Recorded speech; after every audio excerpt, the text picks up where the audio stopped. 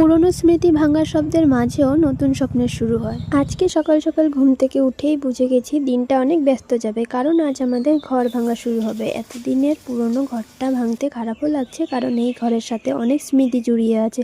ছোট ছোট কত মুহূর্ত, হাসি কান্না সব। তবুও মনটা খুশি, কারণ আমার দাদা অনেক কষ্ট করে অবশেষে নিজের নতুন ঘর তুলবে। জায়গা কম থাকার জন্য এদিকে সেদিকে করে সব ঠিক করতে হচ্ছে, তাই পুরো ঘর ভাঙাভাঙির কাজ শুরু হয়ে গেছে। তার জন্য প্রথমে সকালে উঠে স্নান করে ঠাকুর দিয়ে খাওয়া দাওয়া করলাম, আর ততক্ষণে ঘর ভাঙার কাজও শুরু হয়ে গেল। আর আমি এদিকে পুদিনা পাতা চাটনি খাবো বলে কয়েকটা তুলে নিলাম, আর এদিকে আমার দাদা চা খাবার জন্য কয়েকটা বিস্কুট নিয়ে আসলো।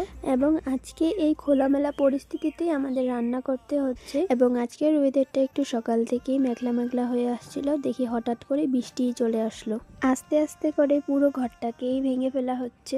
এই ঘরটার সাথে অনেক স্মৃতি জড়িয়ে আছে, ছোটবেলার কত কথা, কত হাসি, কত রাগ, অভিমান। জায়গা কম থাকার জন্য ঘরের জিনিসপত্র এদিকে সেদিকে করতে হচ্ছে, সবাই যার যার মতো কাজে ব্যস্ত।